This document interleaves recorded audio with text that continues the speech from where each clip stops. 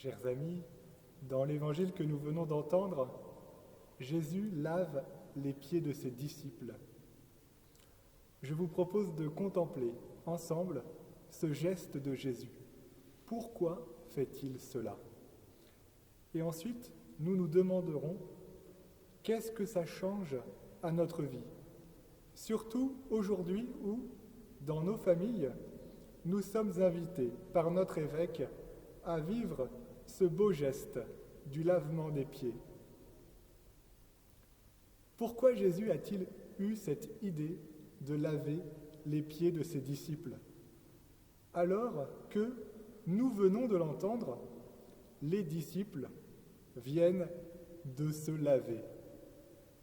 Regardons le début de notre texte d'évangile. Jésus sait que c'est maintenant l'heure de donner sa vie pour nous.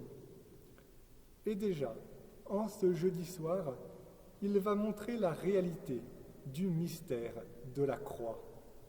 Le Christ donne sa vie pour nous parce qu'il nous aime d'un amour infini. Alors, il dépose son vêtement.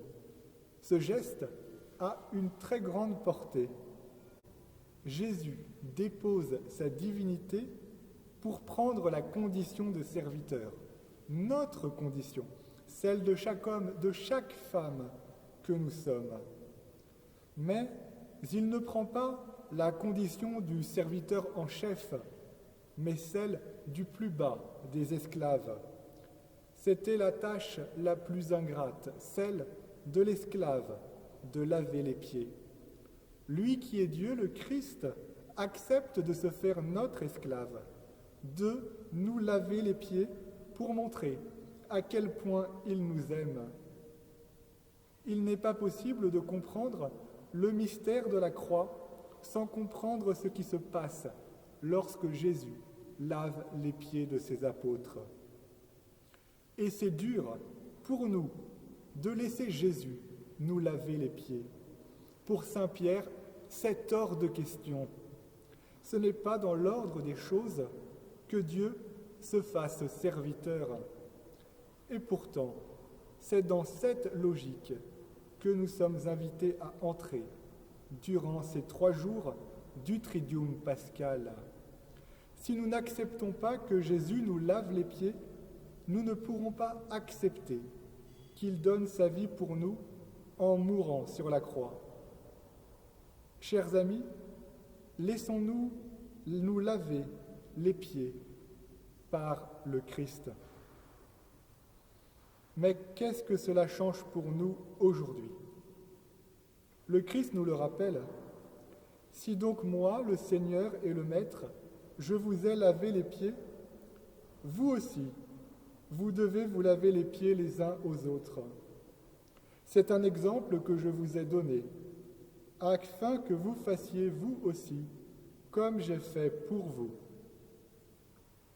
Dans quelques instants, le Père Jean-Brice va laver les pieds du Père Yves. Ce n'est pas parce que les pieds du Père Yves sont sales. Non, c'est pour rappeler qu'en tant que notre curé, il est d'abord serviteur de chacun d'entre nous. Nos missions, nos responsabilités sont avant tout des services pour aimer toujours plus. Si ce soir, nous allons nous laver les pieds, c'est pour ne jamais oublier qu'avant tout, nous sommes appelés à nous aimer les uns les autres comme le Christ nous a aimés. Une fois que le Père Jean-Brice aura terminé le geste du lavement des pieds, je vous invite, si vous le pouvez ou si vous ne l'avez pas encore fait, à vous laver les pieds les uns les autres. Mais tout d'abord, j'aimerais m'adresser à ceux parmi nous qui sont seuls ce soir, ou ceux qui ne sont pas prêts à vivre ce geste, ou ceux dont la famille ne peut se réunir pour le vivre. J'aimerais vous inviter à contempler le Christ qui ce soir vient vous laver les pieds, vient vous aimer du plus profond de son être. Et si vous pouvez le vivre, vous vous rendrez compte que peut-être c'est quelque chose que vous n'avez jamais encore fait. Vous découvrirez que c'est un geste très fort pour un père, une mère, de laver les pieds de ses enfants. N'ayez pas peur d'être ému, d'être profondément touché par ce geste.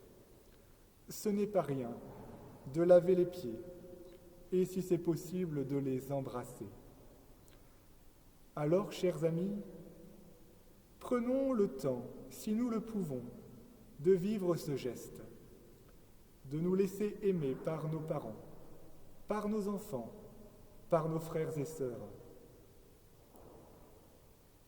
Et même si nous ne pouvons pas vivre ce geste, chers amis, laissons le Christ nous laver les pieds. Laissons-le nous aimer, car il vient ce soir nous donner sa vie. Amen.